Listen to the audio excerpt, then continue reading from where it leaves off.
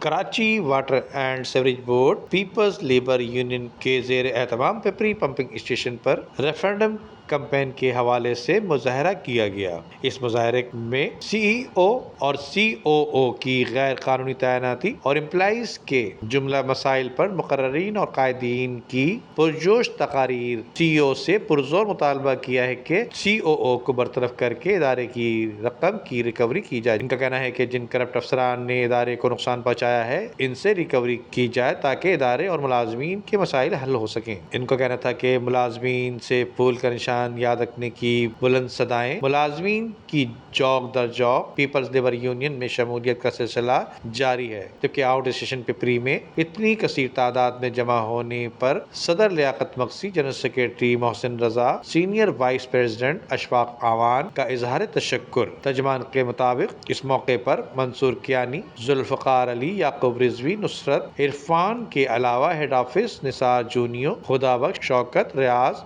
رضا خان اللہ اور out station کے معشوق لغاری نے بھی خطاب کیا۔ ندیم صدیقی، میٹرو 7 پاکستان۔